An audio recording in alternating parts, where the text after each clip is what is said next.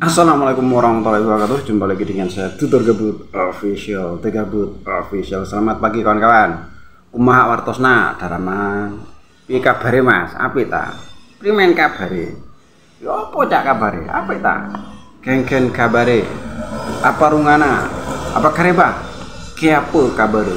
Bagaimana kabarnya? Semoga kesehatan dan kebahagiaan selalu menemani hidup Anda. Baik kawan, saya ucapkan terima kasih kepada Anda yang baru pertama kali menemukan video ini, yang baru pertama kali menemukan Tutor Gabut Official. Jangan lupa di subscribe, kemudian nyalakan loncengnya agar ketika Tutor Gabut Official, The Gabut Official mengupload video baru, Anda mendapatkan notifikasinya. Tak lupa pula saya ucapkan terima kasih kepada Anda yang selama ini support Tutor Gabut. Tetap support Tutor Gabut agar The Gabut Official selalu semangat mengupload video trading saat ini dengan penyampaian yang berbeda. Juga semoga Anda yang selama ini menyimak Tutor Gabut diberikan kesehatan, diberikan kemudahan dalam mencari rezeki, diberikan kemudahan dalam segala urusannya. Oke kawan, kita saat ini akan membahas tentang seorang tokoh yang kita semua tahu beliau ini bisa disebut seorang dalang, terus seniman, budayawan, tapi beliau juga tukang insinyur, kan lulusan ITB itu. Tak lain dan tak bukan adalah Mbah Sujiwo Tejo. Ini kawan, Sujiwo Tejo sekitar tahun 90-an mungkin antara 96-97 lah. Beliau membuat sebuah album lagu album pada waktu masih model kaset kawan, masih model kaset dengan judul Pada Suatu Ketika. Syairnya bahasa Jawa, liriknya bahasa Jawa lagi ya. Nanti Anda bisa kalau pengen tahu bisa cari, itu ada. Dan di situ di dalam lagu itu ada sebuah lagu yang bagus, anyam-anyaman, bagus ya, Anda bisa lihat. Dalam perkembangannya Mbah Sujiwo Tejo ini belakang-belakang kesini kan disebut sebagai presiden Jan Cuker, itu tahu, Presiden Jan Cuker, Jancuk itu ya. Itu sebuah kata yang bagi orang Jawa Timur itu sebagai simbol keakraban. Kalau Anda seusia, Jancuk ya apa ya? Ya apa kabar ini? Ning disegi ya ngono to. Tetapi Jancuk ini juga merupakan sebuah nilai umpatan kawan. Kata-kata umpatan ketika orang marah seperti itu. Tapi kalau untuk orang Surabaya, untuk orang Jawa Timur yang khususnya bagian timur ya, orang Surabaya sekitarnya lah, itu sebuah sebuah ungkapan persahabatan. Seandainya orang lama tidak ketemu, Jancuk ya apa ning ndi saiki kan ngono to. Gitu. Tapi kalau untuk orang daerah saya yang kayak Ngawi, Madiun itu juga sudah termasuk sedikit umpatan. Jadi juga ya harus hati-hati lah gitu ya. Itu kawan, kita tidak membicarakan masalah Mbah Sujiwo Tejo yang posisi sebagai Presiden Jan Cuker, tidak. Tapi kita akan membahas atau mereaksi sebuah video yang semoga saja ini merupakan jalan dari Mbah Tejo untuk menjadi lebih baik. Sebuah video nasihat. Kita simak dulu videonya. Pertanyaan saya adalah dari mana Pak Ustadz skill itu Pak Ustadz dapat? Ini yang orang tidak tahu. Saya ini dosen komunikasi. S1, S2, S3 saya itu komunikasi. Di dalam ilmu komunikasi ada disebut komunikasi persuasif. Bagaimana orang dibujuk supaya dia mau ikut dengan kita. Itulah komunikasi persuasif yang lawannya adalah kursif, paksaan. Nah, ya. Saya melanjutkan Shirley tadi sama Yohana. Ya. Nah, tolong bujuk saya supaya sholat. Puasa saya lakukan, semua saya lakukan kecuali sholat. Ketika Allah perintahkan ibadah-ibadah yang lain, itu cukup perintah ayat saja turun. Allah perintah haji, ayat saja turun.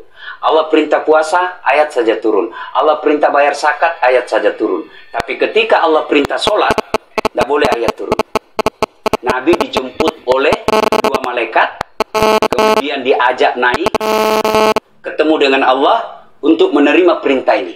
Kenapa? Karena perintah ini sangat penting. Mas, Saya boleh dagang, bayar zakat sambil nyanyi. Saya boleh haji sambil nyanyi. Tawaf, labbaik Allahumma labbaik, labbaik la syarika lak labbaik. Boleh. Ya, saya bayar zakat boleh sambil nyanyi.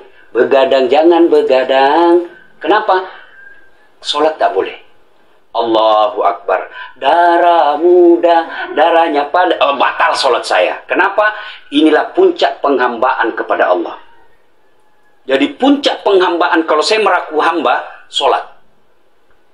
Yang paling mulia dalam tubuh kita, kepala. Adik-adik bercanda dipukul pantatmu masih senyum. Dorong dadamu masih senyum. Tapi jangan bercanda pukul kepalamu. Tak, kau pukul kepala saya pasti saya marah. Kenapa? Harga diri di sini. Tapi ketika kita sholat, anggota tubuh yang paling mulia, kepala, rendahkan seperti kakimu. Kita akan masuk ke next box. Ini penting. Kalau saya sudah mulai ini. Oke. Ya, karena kalau ketika saya mau sholat, saya melihat banyak koruptor sholat. Ya. Saya melihat banyak orang sholat yang kalau saya ajak ngomong main HP, nggak punya adab. Yang paling enak memang sholat tidak korupsi. Yang paling nyaman memang, paling ideal sholat jujur. Tapi wala talbisul haqqa bil batil, kata Allah. Allah tidak mencampurkan antara hak dan batil. Sholatmu beda, puasamu beda, maksiatmu beda. Itulah sehingga Allah hadirkan dua malaikat, Rakit dan Atid, mencatat yang baik di baik, yang salah salah. Tapi ini setan kan tidak membiarkan itu. Maka setan masuk. Nah, dia sholat tapi dia korup. Tapi Allah Maha Adil. Maka ditimbanglah nanti. Mana yang lebih banyak, kebaikanmu atau keburukanmu. Kalau dia baik amalnya, tapi tidak ada sholatnya, sia-sia. Kenapa? Passwordnya kebaikan itu, kuncinya itu adalah sholat. Ustadz, ketika naik haji, naik pesawat, pesawat itu mungkin dibikin orang yang nggak sholat. Iya, betul. Terus gimana dong? Nah, kursi itu mungkin dibikin orang yang nggak sholat. Iya, betul. Nah, bagi orang yang tidak sholat itu, Allah nanti perlihatkan amalnya. Yang ciptakan listrik ini luar biasa amalnya. Iya. Saya bisa dakwah karena ada mic. Iya. Dan mic itu dari orang non-muslim yang ciptakan. Maka Allah nanti pamerkan. Ini kau punya amal. Ini 10 Buddha, 10 miliar kau punya amal. Mana passwordnya? Mana kuncinya? Kuncinya itulah sholat. As-sholatu imanuddin, as-sholatu miftahul jannah. Sholat itu kunci kebaikan, sholat itu tiangnya agama. Sebuah bangunan, dia bisa berdiri tanpa dinding. Sebuah bangunan, dia bisa kokoh tanpa atap. Tapi ketika bangunan tidak punya tiang, pasti tidak kokoh. Tiang itulah dalam agama, sholat. Dia tidak husuk, tidak ada urusan. Allah tidak hitung kamu husuk atau tidak. Kamu datang deh sujud sama saya. Ya. Sudah sholat, idealnya dia bersih. Karena tidak mungkin sholat kalau dia tidak wudhu. Tapi kalau ada orang sholat tapi jorok, buang sampah sembarangan, itulah keberhasilan setan kepada kita. Itulah sebabnya kita minta perlindungan kepada Allah. Kenapa ketika melontar 3 jumroh? Orang haji kan melempar 3 jumroh. Satu tiang, 7 batu. Kenapa tidak dikumpul saja itu? Satu kali lempar, tak, tak, tak. Kenapa? Kenapa mesti 3 hari dan kenapa mesti 3 titik? Itu pesan moralnya, melawan setan itu perlu napas panjang. Dengar azan, jangan pikir setan, lihat tabar itu. Tidak usah kau sholat, nanti kau tua. Anggaplah pergi sholat. Setan menyerah, tidak. Buru-buru kamu, buru-buru. Akhirnya apa? Wudhu tidak sempurna. Anggaplah Anda wudhu dengan sempurna. Setan menyerah, tidak. Masuk masjid. Tidak usah sholat sunnah, tidak usah sholat sunnah. Prinsipnya setan, kalau dia tidak bisa dikalah, jangan untung. Nah, gimana Mbak Teja? Udah teryakinkan? Oke. Baik toh, kita sudah simak di acara tadi, benar-benar semoga saja sudah mengenal, sedikit mengenal ke Mbah Tejo. Kita tahu beliau juga mengatakan seperti itu toh. Tidak seperti biasanya, beliau kan meledak-ledak toh. Bagi Anda yang pecinta ILC dulu ya di TV One, kan meledak-ledak kalau matanya begini-begini kan gitu, meledak-ledak beliau kalau. Dalam video tadi dia cukup lunak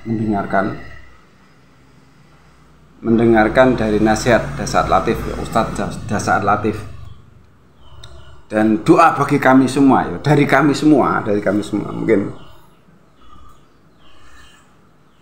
Semoga saja apa yang disampaikan Ustadz tadi memberi pencerahan kepada kita semua, terutama kepada Mbah Sujo yang bertanya toh. Dan umumnya buat kita semua yang melihat video tadi, bagi teman-teman yang saat ini sebagai muslim ya, belum melaksanakan ibadah sholat, semoga tercerahkan dengan video tadi. Begitu kawan ya, semoga tercerahkan dan bisa mengambil hikmahnya seperti itu. Ya disimak baik-baik ya, semoga aja ada manfaatnya. Ada salah-salah kata dari tutur gebut mohon maaf, ada yang baik ambil sebagai pelajaran, yang jelek buang saja. Tutur gebut official, tegabut official. Wassalamualaikum warahmatullahi wabarakatuh.